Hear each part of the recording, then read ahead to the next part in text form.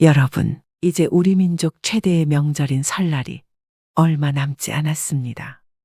아무리 바쁘고 얽매인 현대 생활이라 할지라도 이날만큼은 잠시 잊어버렸던 부모를 찾고 흩어졌던 혈육이 한자리에 모여 서로 정을 나누면서 풍요로운 하루를 보내는 날인데요. 또 곡식과 과일로 조상들에게 차례를 올리시는 분들도, 산소의 성묘를 다녀오시는 분들도 계실 겁니다. 그러나 요즘 조상 이야기를 하면 픽 웃어넘기는 사람들이 많습니다. 핵가족으로 점점 확산되어 가는 세상에 살아있는 부모도 잊어버리는 판국인데, 죽은 조상까지 기억한다는 것은 우스꽝스러운 일이라고 말하는 사람들도 있죠. 하지만 같은 혈통을 이어준 우리의 뿌리와 어찌 무관할 수 있을까요? 뿌리 없는 나무는 없듯이 조상 없는 자손은 없습니다. 부모를 잘 모시지 않고 조상님을 잘 대우해 주지 않으면 우리는 결코 편안한 삶을 살 수가 없습니다. 여러분, 조상복이라는 것은 우리가 가질 수 있는 후천운 중 가장 중요한 요소 중 하나입니다. 조상은 돌아가신 뒤에도 반드시 여러분에게 음으로든 양으로든 영향을 주고 있습니다. 하여 과거 명당의 묘를 쓰면 후손이 번창한다고도 하였고, 또 흉당의 묘를 쓰면 후손이 멸문하기도 한다고 했죠. 설날에 차례를 지내시는 분들은 조상님의 은덕을 추모하고 저 세상에서나마 이 세상에 사는 자손들을 지켜달라는 기원을 바치실 텐데요. 그 조상이 여러분에게 복을 주는 것, 그것이 바로 제사상을 바르게 차리는 것으로부터 시작을 한다는 것입니다. 마치 덩쿨이 있는 음식을 올리면 후손의 일들이 계속 꼬이고 막히게 된다는 말이 있는 것처럼, 아무리 좋은 음식이라도 제사상에 절대 올리지 말아야 하는 그런 음식이 있습니다. 그래서 오늘은 제사상에 절대 올리면 안 되는 음식과 산소에 가져가면 조상덕을 볼 수 있는 음식을 각각 말씀드리려고 합니다. 오늘의 영상 끝까지 시청하셔서 조상님의 은덕인 조상복 절대 놓치시지 않길 바랍니다. 제사상에 절대 올리면 안 되는 음식 첫 번째는 복숭아입니다. 여러분, 이 복숭아는 귀신을 쫓는 과일입니다. 그래서 무당이 굿을 할 때나 귀신 들린 사람을 위하여 푸닥거리를 할 때에는 복숭아 나무 가지를 사용하곤 했다고 합니다. 봄에 복숭아 나무가 가장 먼저 양기를 최대치로 머금고 가지를 뻗기 때문에 동쪽으로 뻗은 복숭아 가지만 사용했다고 하는데요. 동쪽으로 뻗은 가지를 쓰는 이유는 태양은 동쪽에서 들기 때문에 가장 먼저 태양이 품고 있는 양기를 흡수하여 간직하기 때문입니다. 그래서 복숭아가 상에 올려지면 조상의 혼이 못 온다는 말이 있습니다. 또 털 달린 것은 부정하다고 해서 최고로 좋은 것만 올리는 귀한 상에 합급으로 여겨지는 복숭아를 제사상에 놓지 않는다고 합니다. 과거 우리 고택들 어디에도 집안에 복숭아 나무가 있는 경우는 없었습니다. 또 풍수에서도 복숭아 나무 근처에는 절대 묘를 쓰면 안 된다라고도 말을 하고 있습니다. 조상님들이 여러분을 만나러 올 수가 없고 절대 여러분에게 어떠한 복도 줄 수가 없게 됩니다. 그렇기 때문에 생전에 고인이 아무리 복숭아를 좋아하셨다고 하더라도 절대 제사상에는 복숭아를 올리시면 안 된다는 것을 기억하셔야 됩니다. 제사상에 절대 올리면 안 되는 음식 두 번째는 끝자에 치자가 들어가는 생선입니다. 바다고기 중에서 치자로 끝나는 고기와 어쩌나 기자로 끝나는 고기가 있습니다. 치자로 끝나는 멸치와 꽁치, 갈치 등은 하급 어종으로 분류가 되기 때문에 제사상에는 조상님에 대한 예로 최상의 음식을 대접해야 하기에 쓰이지 않습니다. 그 이유는 대량으로 몰려다니는 생선을 가장 흔하고 천한 생선이라고 여겼기 때문입니다. 또 치자로 끝나는 생선은 가치가 없는 것이라고 하여 이것을 상에 올리면 형제와 가족 간의 불화를 초래할 수 있다고 하는데요.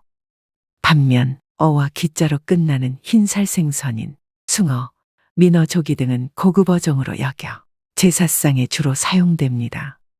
또 장어나 가물치처럼 비늘이 없는 어종도 부정하다고 여겨 삼가합니다.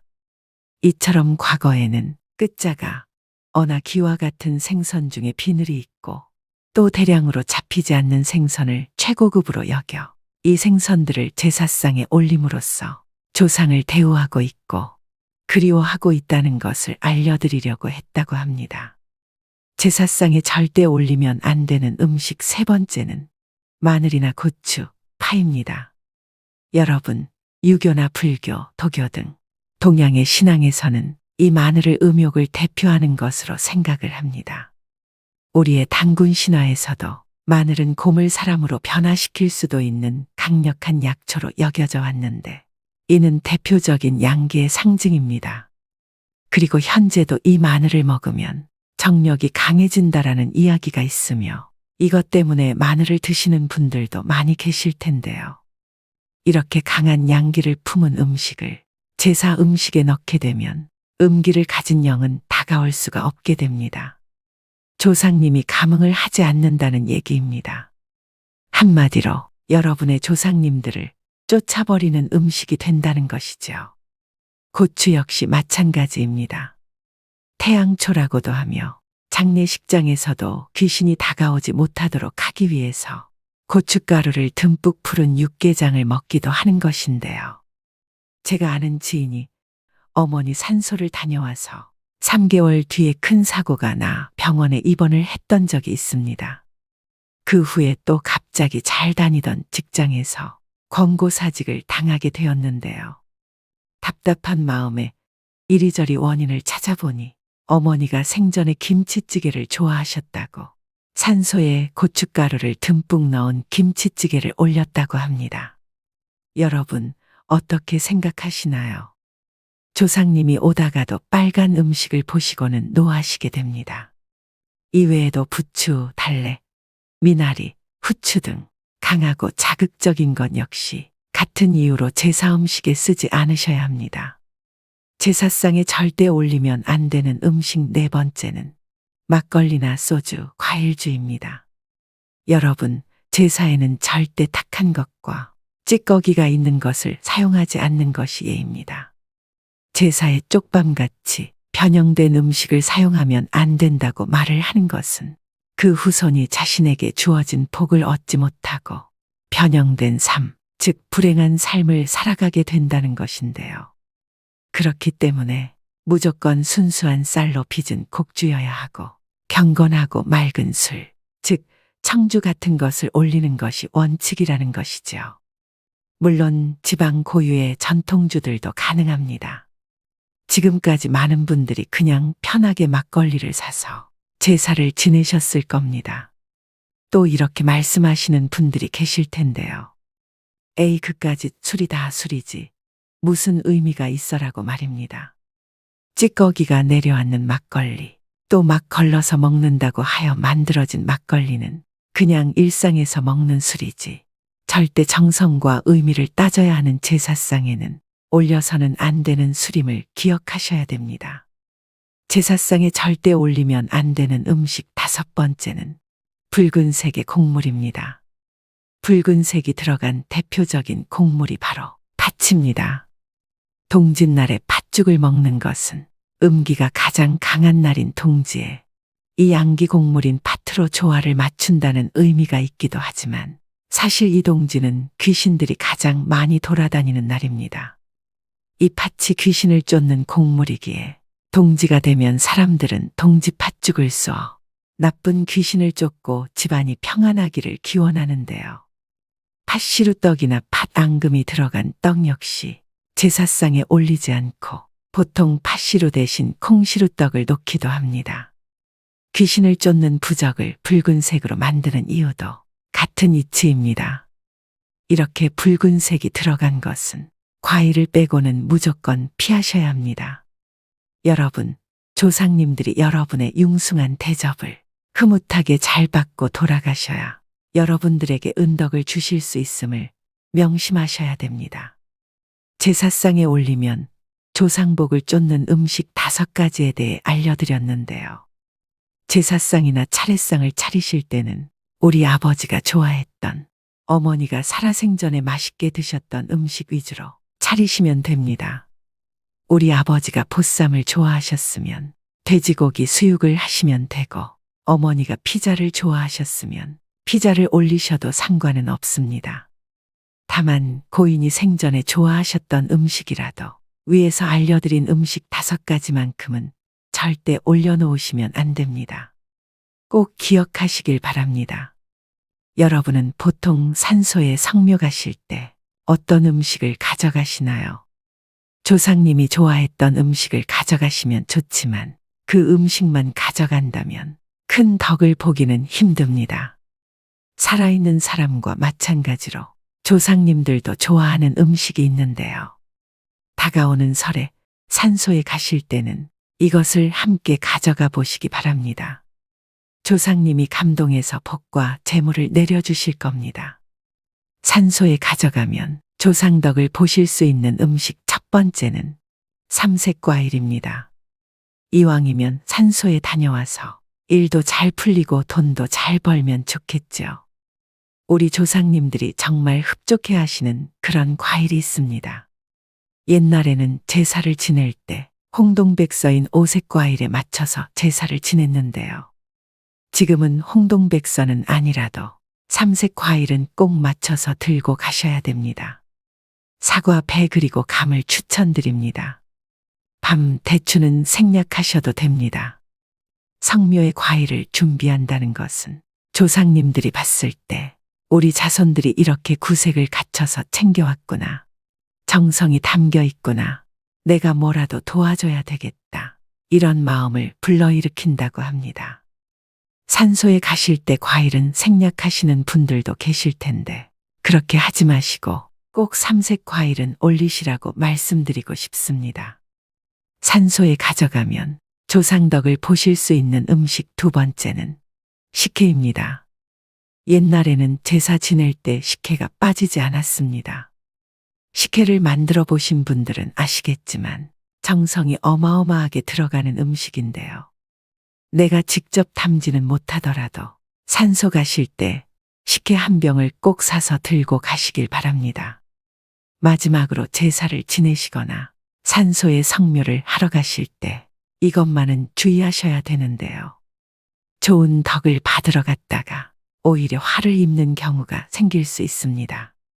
첫 번째로 제사상을 차리기 전에는 반드시 집 청소를 하셔야 합니다.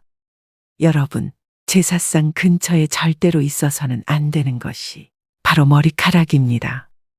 물론 이 머리카락이 귀신을 쫓는다라는 의미도 있지만 사실 이것은 소홀한 마음입니다. 정성인 것이지요. 음식을 준비하는 정성과 음식을 차리는 정성이 바로 조상님에 대한 존중이고 예를 갖추는 것입니다. 제사상을 차리시기 전에 반드시 깨끗이 청소하셔야 됩니다. 그래야 여러분들의 정성과 염원이 조상님들에게 그대로 전달이 되어 여러분들은 조상복을 제대로 얻으실 수 있게 됩니다. 2번째는 제삿날에는 절대 가족 간의 갈등을 보여서는 안 됩니다. 후손들의 화목한 모습 또 다정한 모습을 보여주어야 조상님들 역시 여러분에게 뭔가를 주고 싶어 하시게 됩니다. 그날 하루만큼은 절대 다투시거나 화가 나도 인상을 쓰지 마시길 바랍니다. 그것이 바로 조상복을 제대로 얻는 원칙입니다. 마지막 3번째는 진짜 중요한 이야기입니다. 산소에 들고 가신 음식이 보통 남으실 텐데요. 그럼 아까워서 이걸 다시 집으로 가져오는 경우가 있습니다. 이런 경우는 탈이 날 수 있기 때문에 조심하셔야 됩니다. 산소로 나갔던 음식은 귀신들이 감흥을 한 번씩 했던 음식입니다.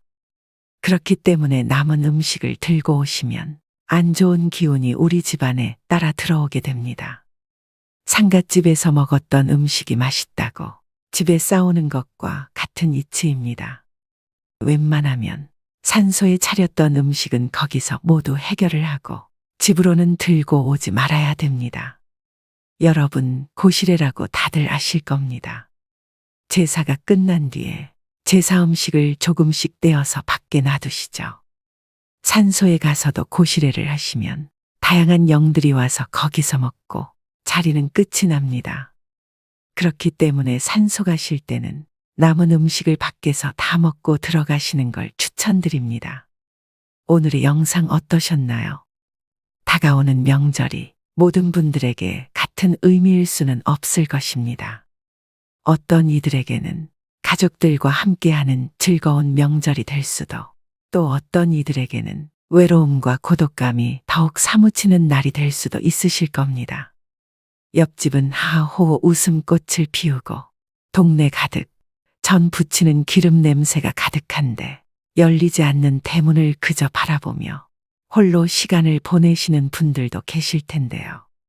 주변에 그런 분들이 계시다면 그날만이라도 서로 맛있는 음식도 나누고 말동무도 되어드린다면 모두가 더없이 풍요롭고 따뜻한 명절이 될 것입니다.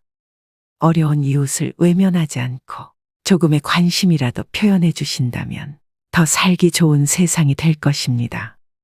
저 또한 우리 구독자, 시청자분들이 댓글로 남겨주시는 값진 응원과 좋은 말씀들이 더 좋은 영상을 만들 수 있는 원동력이 됩니다.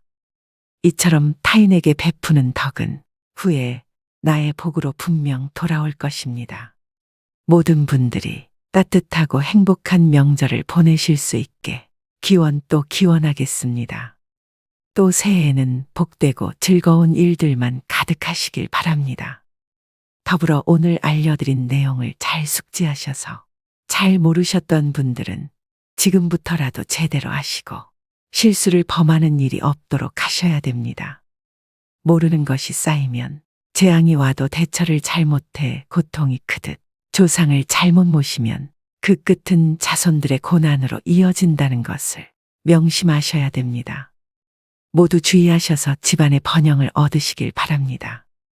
마지막으로 중년의 명절이란 시를 읽어드리면서 오늘의 영상 마무리하겠습니다. 말이 없다 해서 할 말이 없겠는가.